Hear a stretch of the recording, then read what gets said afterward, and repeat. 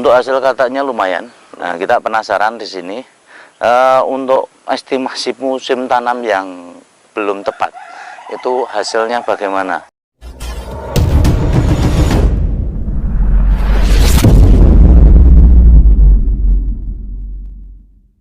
Assalamualaikum warahmatullahi wabarakatuh. Panen katak ya hari ini. Lumayan, untuk 3 gulutan kita sudah dapat sekitar 3 kilo lebih. Nah, ini untuk tanaman kita yang di sini itu sudah dorman ya. Dorman, ini katak-katak yang tinggal kita ngambilin. Nah, ini kita tanam pada bulan Agustus. Kita tanam pada bulan Agustus. Memang sengaja kemarin kita tanam pada bulan Agustus itu karena sebagai contoh ya, contoh dalam artian bukan contoh tanam pada musim yang salah. Untuk hasil katanya lumayan, 3 gulutan ini panjangnya sekitar 10 meter. Untuk 3 gulutan ini hasilnya juga hampir dapat 2 kilo lebih nih. Nah, sekitar hampir 3 kilo. Nanti kemungkinan kalau sudah total ya 3 kilo. Untuk gulutan ini kita tanam dari 3 jenis ya. Yang di sini, yang di tengah ini kita tanam dari katak super. Yang di belakang itu katak mini, maksimal di 200. Kemarin yang di atas 200 yang di sini. Terus yang di sebelah itu kita tanam dari umbi. Nah, kita penasaran di sini untuk estimasi musim tanam yang belum tepat, itu hasilnya bagaimana. Nah, saya yakin untuk porang sendiri apabila kita tanam pada musim yang kurang tepat, saya yakin untuk hasilnya pun tidak akan bisa maksimal. Tidak akan bisa maksimal secara umum, pertumbuhannya pun saya yakin tidak akan bisa besar ya, walaupun kelihatan batang-batangnya besar ya. Karena apa, nutrisi yang dibutuhkan pada waktu saat tunas muncul itu saya yakin akan kurang ya, kekurangan nutrisi yang justru malahan porang itu kuncinya di awal ya, di awal penanaman, dan ini bukan di pada waktu masa generatif ya, atau mungkin masa pertumbuhan. Ini kalau di awal itu sudah kita maksimalkan, wadahnya kita bentuk supaya besar, sehingga pada waktu pengembangan itu bisa mengembangkan umbi yang maksimal. Ini yang mungkin sering petani itu salah sangka, dikiranya bahwa porang itu nanti akan bisa dimaksimal cuman di waktu musim generatif atau 3 bulan yang akan datang itu baru dimaksimalkan. Ini anggapan yang menurut saya itu kurang pas ya. Harusnya justru malah di awal musim, pada waktu kita tanam, pada waktu kita itu menanam dari awal, itu memang kita usahakan untuk memaksimalkan dulu ya, membuat wadahnya dulu supaya nanti bulan ketiga itu kalau sudah wadahnya besar ya hasilnya nanti akan besar. Nah, ini wadah-wadah yang kita ciptakan di bulan Agustus. Secara otomatis satu, untuk masalah waktu itu estimasinya belum. Terus yang kedua, fermentasi pupuk yang kita gunakan di sini ini belum waktunya untuk digunakan ya. Kenapa kita bikin tanaman ini? Karena memang sengaja kita bikin seperti tadi, yakni untuk rekan-rekan yang datang ke sini. Nah, kemarin kita memang memberikan gambaran untuk pembikinan gulutan itu seperti ini, pemasangan mulsa itu seperti ini, terus kancingan mulsa itu seperti ini, lebar gulutan sekian, paritnya sekian. Ini kita bisa menjelaskan secara gampang kalau lihat secara langsung ya. Sehingga untuk lahan ini memang kita bikin contoh dulu. Dalam artian bukan contoh tanamannya, tapi contoh pengerjaannya ya. Dan sekaligus ini juga bisa bikin contoh juga kalau kita nanti menanam ya, terburu nafsu ya, di luar musimnya, sehingga hasilnya nanti akan seperti ini. Ini bagi pelajaran juga, contoh juga untuk teman-teman yang mulai belum tahu estimasi musim, dan sampai saat ini pun juga masih banyak ya, yang menanyakan bibit. Nah, ini memang kita kasih solusi nanti untuk bibit sekitar bulan 6, bulan 5, bulan 6 itu baru ada. Terus kemarin ada yang tanya ya, untuk tunas kedua itu lebih kecil daripada tunas pertama. Itu faktor pengaruhnya apa? Nah, itu apakah itu normal atau itu tidak normal? Yang pertama ya kita jawab, untuk tunas kedua mungkin lebih kecil, itu banyak sekali faktor. Di antaranya yang pertama karena kurang nutrisi, tanaman itu kurang nutrisi sehingga tunas kedua itu tidak bisa lebih besar daripada tunas pertama. Kenapa kurang nutrisi? Ada pengaruhnya juga karena akar yang terganggu juga bisa. Kadang memang karena tanaman yang pertama itu terganggu, yang jelas yang terganggu untuk batang akarnya bawah mungkin kena fusarium ya, untuk akar-akar, atau dimakan uret, ada hama uretnya dan sebagainya, sehingga posisinya terganggu sehingga memunculkan tunas kedua itu kecil. Terus yang selanjutnya yakni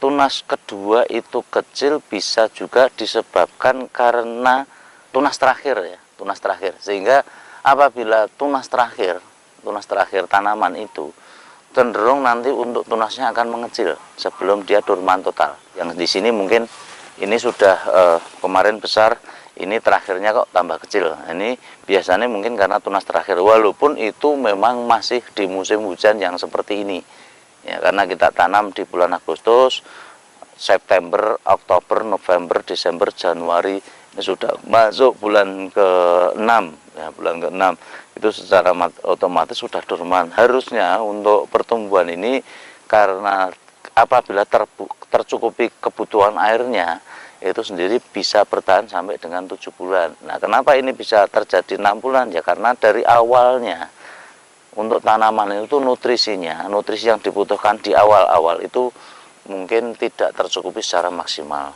Dan saya yakin untuk hasil dari umbinya pun tidak akan bisa maksimal.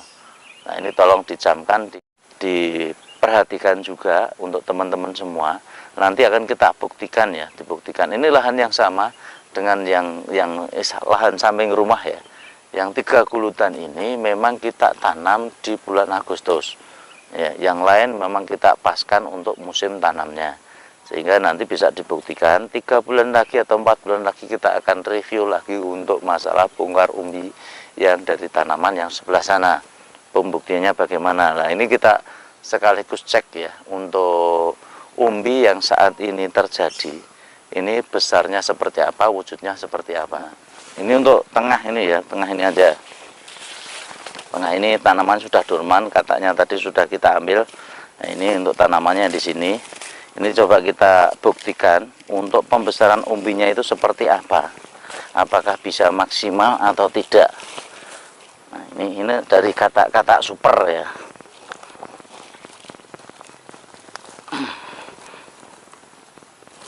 Nah, ini dari kata super. Nah, ini untuk estimasi berat ini ya sekitarnya berapa ya ini? Setengah kilo lebih, 1 kilo nggak ada ya, 1 kilo nggak ada. Nah, ini estimasi berat yang ada apabila kita menanam pada masa atau estimasi waktunya belum maksimal. Nah, ini buktinya ya, untuk fermentasi belum maksimal, hama-hamanya itu masih hidup ya, uretnya ya gini, ini yang mengganggu. Kalau fermentasi pupuknya belum maksimal, itu secara otomatis pasti ada terganggu oleh tanaman-tanaman yang seperti itu. Makanya untuk teman-teman kita masukin lagi ya, umbi akan lebih aman apabila kita taruh di dalam tanah ya. Itu untuk estimasi waktu.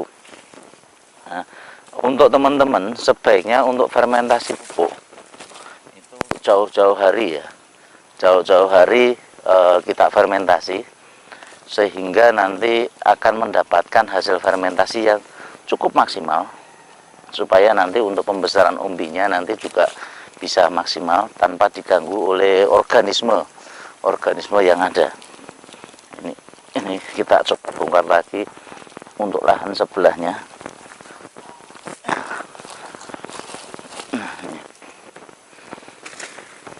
Ini hampir 1 kilo ya, 1 kilo lebih nih ini. Nah, ini dari kata super juga, untuk hasilnya seperti ini ya. Ini lumayan lah untuk hasilnya, cuman pada dasarnya kita belum puas dengan hasil ini ya, karena ya terburu-buru itu tadi, terburu-buru dalam kita menanam sehingga hasil-hasilnya seperti ini.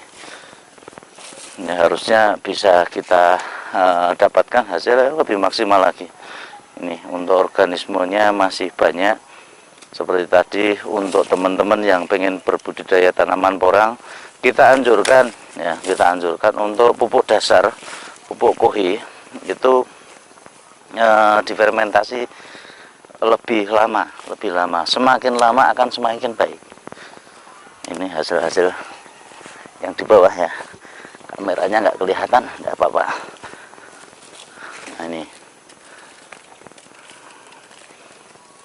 ini hasil-hasilnya. Ya, ini hasil yang kurang maksimal apabila kita menanam di luar musim ya kayak gini. Tapi tidak apa-apa, ini memang kita sengaja sudah kita niati ya. Kita niati untuk bikin ini ya, minimal untuk hasil katanya masih lumayan banyak, masih kita dapat. Ini kata-katanya yang kita ambil ya. Ini yang jelas untuk teman-teman perhatikan yang namanya musim, perhatikan yang namanya nutrisi di awal. Pada waktu tanaman itu kecil kita tanam, dari saat tunas pertama sampai tunas terakhir nanti diperhatikan secara maksimal dan betul ya. Bikin wadah atau tempat bagi tanaman itu untuk membesarkan umbi. Bikinlah cetakan untuk umbi, yakni dari mulai kita tanam, kita bikin cetakan pada saat tunas pertama, jangan sampai terganggu, jangan sampai kekurangan nutrisi. Kunci di awal itu akan menentukan hasil di belakangnya nanti. Ya, jadi teman-teman tolong nanti mulai diperhatikan lagi, jangan terburu-buru, jangan yang namanya bernafsu, ingin menanam secepatnya, atau mungkin juga masih mau mengejar di luar musim, kita masih mau tanam, dampaknya seperti ini.